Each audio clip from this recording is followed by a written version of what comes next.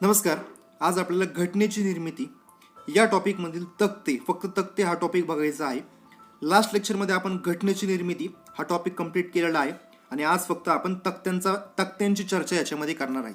बघा, तक्ते बरेच दिलेले आहेत आणि ते तक्ते सगळेचे सगळे आपल्याला तोंडपाठ करायचे नाही आहेत. त्यामध्ये काय काय पॉईंट महत्त्वाचे आहेत आणि कशावरती प्रश्न विचारलेले आहेत हे तुम्हाला प्रत्येक पॉईंटच्या वेळेस सांगत चालेल.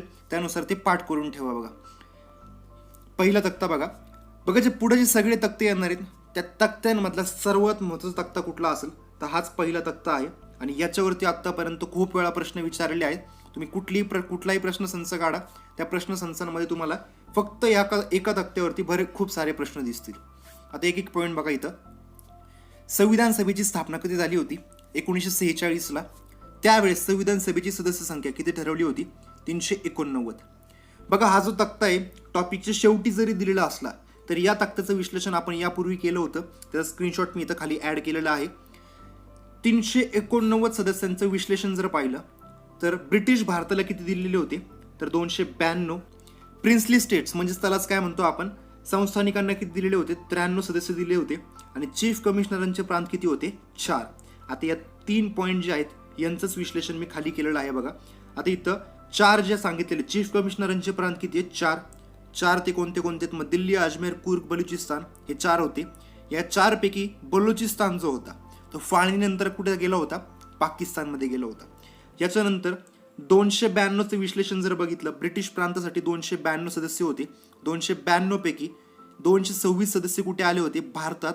आणि 66 सदस्य कुठे गेले होते? पाकिस्तानमध्ये. संस्थानिकांना किती सदस्य दिले होते तर 93 सदस्य दिले होते. त्या 93 पैकी 70 सदस्य कुठे आले होते? भारतात. आणि 23 सदस्य कुठे गेले होते? पाकिस्तानमध्ये. आता यांची टोटल जर केली, भारताची सदस्य संख्या किती झाली होती? 299. म्हणजे सरळ प्रश्न विचारला जाऊ शकतो की भारतीय संविधान सभेची सदस्य संख्या किती होती? फाळणीनंतर किती होती? 299. आणि फाळणीपूर्वी किती होती? 389. पाकिस्तानची संविधान सभेची सदस्य संख्या किती होती? 90. म्हणजे इथं बघितलं आपण तर भारताच्या संविधान सभेतून 90 सदस्य पाकिस्तानमध्ये गेले होते. त्यांच्या संविधान सभेची सदस्य संख्या 90 असली पाहिजे होती, पण त्यांनी नंतर 6 सदस्य काय केले होते? ॲड केले होते. त्यामुळे त्यांच्या सदस्य म्हणजे पाकिस्तानची संविधान सभेची सदस्य संख्या ही किती होती?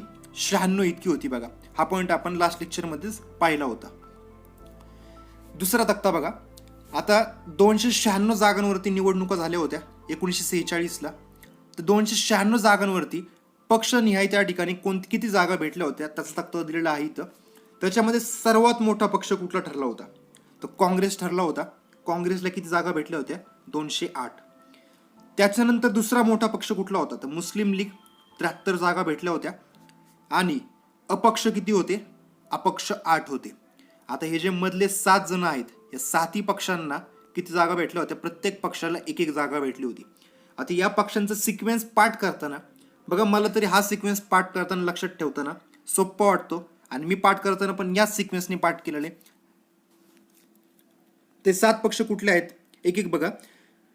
युनियनिस्ट पार्टी, युनियनिस्ट मुस्लिम, युनियनिस्ट शेड्यूल कास्ट. आता मी युनियनिस्ट हे 3 शब्द एकत्र 3 म्हणजे लाईनने घेतलेले, लक्षात ठेवायला पण सोपं जातं, त्यामुळे ते एकत्र ठेवले. युनियनिस्ट पार्टी, युनियनिस्ट मुस्लिम, युनियनिस्ट शेड्यूल कास्ट हे 3 झाले. आता शेड्यूल कास्टला इथं एंड झाले म्हणून मी पुढे टाकताना शेड्यूल कास्ट फेडरेशन असं लिहिलेलं आहे. आणि हे सेपरेट 3 आपल्याला पाठ करायला लागतात परत. शीख, कम्युनिस्ट, कृषक प्रजा पार्टी. बघा, युनियनिस्ट पार्टी, युनियनिस्ट मुस्लिम, युनियनिस्ट शेड्यूल कास्ट फेडरेशन, शीख, कम्युनिस्ट आणि कृषक प्रजा पार्टी हे 7 पक्ष असे होते ज्यांना फक्त एक सदस्य भेटलेला होता. बघा, म्हणजे एक सदस्य त्यांचा निवडून आला होता. यानंतर पुढचा तक्ता बघा. आता भारतीय प्रांत जे होते, भारतीय प्रांतांसाठी किती दिलेले होते? 229 सदस्य दिलेले होते. आता या 229 तक्ता याच्यावरती आत्तापर्यंत एकदाही प्रश्न विचारलेला नाहीये, पण आता याच्यामध्ये काय काय लक्षात ठेवायचे, महत्त्वाचे पॉईंट काय काय बनू शकतात. आता याच्यात सर्वात जास्त सदस्य संख्या कुणाला होती? संयुक्त प्रांत 55 सदस्य होते, जे की सर्वात जास्त सदस्य होते यांचेच. याच्यानंतर दुसरा क्रमांक कुणाचा होता? मद्रासला किती होते? 49 सदस्य दिलेले होते. बघा, आता याच्यानंतर हे 2 पॉईंट लक्षात ठेवले आपण.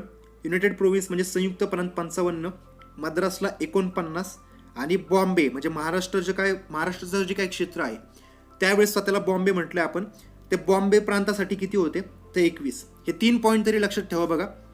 युनायटेड प्रोव्हिन्स म्हणजे संयुक्त प्रांत 55, मद्रासला 49 आणि बॉम्बेला किती आहेत 21 सदस्य होते. याच्या व्यतिरिक्त बघा इथं आपण सर्वात शेवटी सांगितलं होतं की दिल्ली, अजमेर, कुर्ग, बलुचिस्तान हे 4 सदस्य होते, म्हणजे 4 प्रांतांना 4 सदस्य दिलेले होते.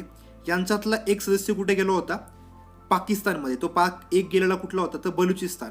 आणि दिल्ली, अजमेर, कुर्ग हे कुठे राहिले होते भारतामध्येच राहिले होते.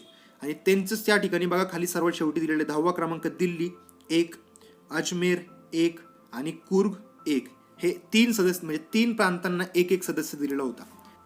यानंतर पुढचा तक्ता. आता हा तक्ता काय दिलेला आहे बघा. संस्थानिकांचे सदस्य किती होते 70. सुरुवातीला 93 सदस्य होते. 93 मधले 23 कुठे गेले होते पाकिस्तानमध्ये. उरले किती इथं 70. आता या तक्त्यावरती पण आजपर्यंत एकही प्रश्न विचारलेला नाहीये, पण प्रश्न बनवायचं झालं तर काय काय बनवू शकतात बघा. सर्वाधिक सदस्य कुठल्या प्रांताचे होते इथं तर म्हैसूरसाठी बघा इथं 7 सदस्य सांगितलेले. इथं म्हैसूरला किती सदस्य आहेत 7. आणि सर्वात शेवटचा पार्ट जर पाहिला रेसिड्युरी स्टेट्स ग्रुप्स म्हणजेच काय, उर्वरित जे संस्थानिक होते बारके संस्थानिक होते त्या सगळ्या संस्थानिकांना एक ग्रुप तयार केला आणि त्यांच्या एकाच ग्रुपला किती सदस्य दिलेले आहेत तर 4 सदस्य दिलेले होते बघा. हे 2 पॉईंट जरी लक्षात ठेवले तरी सफिशियंट आहे त्यासाठी. पुढचा तक्ता बघा. आता संविधान सभेमध्ये 296 जागांसाठी निवडणुका झाल्या आणि त्या निवडणुका झाल्यानंतर कम्युनिटी वाईज त्या ठिकाणी हा तक्ता दिलेला आहे बघा. म्हणजे हिंदू सदस्य जर बघितले आपण, हिंदू सदस्य सर्वात जास्त होते. ते किती होते 163 सदस्य होते.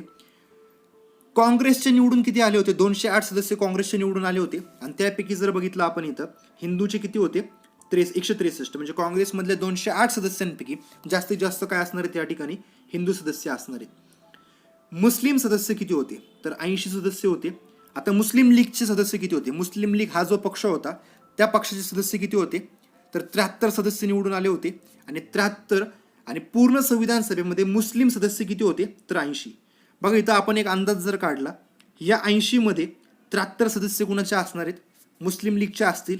आणि इतर जर बघितले उरलेले किती 7 सदस्य उरले ते 7 100% कुणाचे असणार आहेत काँग्रेसचे असणार आहेत बघा. म्हणजे काँग्रेस पक्षाचे असू शकतात. पुढचा पॉईंट शेड्यूल कास्ट काय म्हटलं इथं आपण. शेड्यूल कास्टला किती आहेत 31. बघा या तक्त्यावरती पण आजवर एक पण प्रश्न विचारलेला नाहीये. जरी विचारलाच तर काय विचारलं जाऊ शकतं सर्वात जास्त कोणाचे होते हिंदूंचे किती होते 163. मुस्लिम किती होते 80 सदस्य होते. हे 2 पॉईंट जरी लक्षात ठेवले तरी सफिशियंट आहे बघा या ठिकाणी, कारण की आजवरती तरी याच्यावरती एकही प्रश्न विचारलेला नाहीये. तर खाली अजून आपण डिटेल जर बघितलं, इंडियन ख्रिश्चन म्हणजे भारतीय ख्रिश्चन एकूण सदस्य 6. बॅकवर्ड ट्राईब्स म्हणजेच काय मागास जमाती यांना सदस्य किती दिले होते 6 सदस्य. शीख लोकांना किती होते तर 4 सदस्य. अँग्लो इंडियन 3 सदस्य आणि पारसी 3 सदस्य. परत एकदा तोच पॉईंट सांगतो बघा, या तक्त्यावर तर आजपर्यंत एकही प्रश्न विचारलेला नाहीये. इथं 2 पॉईंट लक्षात ठेवा. इथं हिंदू सदस्य किती होते 163, जे की 163 सदस्य होते. त्यामुळे यांच्यावरती म्हणजे संविधान सभेवरती हिंदूंची सभा अशी टीका केली होती. आपण लास्ट लेक्चरमध्येच पाहिलं होतं. आणि दुसरी मोठी कम्युनिटी कुठली होती सर्वात मोठी तर मुस्लिम. आणि मुस्लिमांचे सदस्य किती होते 80 सदस्य होते. पुढचा तक्ता बघा. संविधान सभेची एकूण सत्र किती झाली होती म्हणजे अधिवेशने किती झाली होती तर किती अधिवेशन दिसत इथं 11 अधिवेशनं पार पडली होती. आता या 11 अधिवेशनांमध्ये बघा 11 अधिवेशन जर बघितले आपण, पहिलं अधिवेशन कधी झालं 9 डिसेंबरला सुरू झालं. 9 डिसेंबर 1946ला सुरू झालं आणि 23 डिसेंबर 1946ला संपलं होतं. हा पॉईंट लक्षात ठेवा कंपल्सरी. ह्याच्यावरती पण तक्त्यावरती प्रश्न विचारलेला नाहीये, पण तरी पण पहिल्या अधिवेशनाची तारीख लक्षात ठेवा.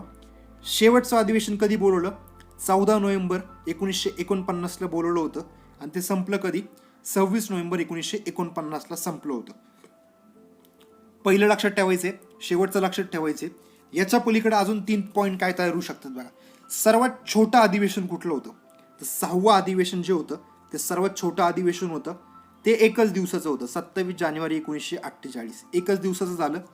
आणि 7वं अधिवेशन जे आहे 7वं अधिवेशन हे सर्वात मोठं ठरलं होतं 4 नोव्हेंबर 1948 ते 8 जानेवारी 1949. 4 नोव्हेंबर 1948 ते 8 जानेवारी 1949 हे सर्वात मोठं अधिवेशन ठरलं होतं. बघा काय काय पॉईंट सांगितले. पहिलं अधिवेशन लक्षात ठेवायचं आहे आपल्याला तारीख, 11वं अधिवेशन लक्षात ठेवायची तारीख, 6वं अधिवेशन सर्वात छोटं एकच दिवसाचं अधिवेशन होतं, 7वं अधिवेशन सर्वात मोठं अधिवेशन होतं. आणि ह्याच्या व्यतिरिक्त अजून एक प्रश्न बनू शकतो, भारताला स्वातंत्र्य कोणत्या अधिवेशनाच्या दरम्यान भेटलं, असा एक प्रश्न बनू शकतो. ते प्रश्न त्याचं उत्तर काय असणार आहे, 5व्या अधिवेशनामध्ये. म्हणजे 15 ऑगस्ट 1947ला भारताला स्वातंत्र्य भेटलं आणि 15 ऑगस्ट ही तारीख कोणत्या अधिवेशनामध्ये मोडतीये माहिती, 5व्या अधिवेशनामध्ये. म्हणजे 14 ऑगस्टला सुरुवात झाली 5व्या अधिवेशनाची आणि संपलं कधी, 30 ऑगस्ट 1947ला संपलं होतं. परत एकदा रिपीट करतो पॉईंट बघा. या तक्त्यावरती पण प्रश्न विचारलेला नाहीये, तरी पण काय काय प्रश्न बनू शकतात. पहिल्या अधिवेशनाची तारीख, 11व्या अधिवेशनाची तारीख, सर्वात छोटं अधिवेशन, सर्वात मोठं अधिवेशन आणि भारताला स्वातंत्र्य कुठल्या अधिवेशनामध्ये मिळालं, एवढे तरी प्रश्न बनू शकतात बघा या तक्त्यावरती. या तक्त्यातला अजून एक पॉईंट बघा, इथं काय महत्त्वाचा पॉईंट आहे. इथं पहिली तारीख जर बघितली, फर्स्ट सेशन 9 डिसेंबरला सुरुवात झाली आणि 11th सेशन म्हणजे 11वं अधिवेशन संपलं कधी, 26 नोव्हेंबर 1949ला संपलं होतं. 26 नोव्हेंबर 1949 संपलेलं आहे. म्हणजे 9 डिसेंबर 1946 ते 26 नोव्हेंबर 1949 यांच्या दरम्यानचा जर आपण कालावधी काढला, लास्ट लेक्चरमध्ये सांगितलं होतं आपण, तो कालावधी किती निघतोय, 2 वर्ष 11 महिने 18 दिवस इतका कालावधी निघतो बघा. म्हणजे भारतीय संविधान सभेला संविधान तयार करण्यासाठी एकूण किती दिवस लागले होते, तर 2 वर्ष 11 महिने 18 दिवस इतका कालावधी लागला होता. बघा, घटनेची निर्मिती हा टॉपिक आपण कम्प्लीट केलेला आहे लास्ट लेक्चर्समध्ये आणि त्याचा जो काही शेवटच्या तक्त्यांचा पार्ट राहिला होता तो आपण या व्हिडिओमध्ये कव्हर केलेला आहे. आणि नेक्स्ट लेक्चरपासून आपण पुढचा टॉपिक सुरू करूयात.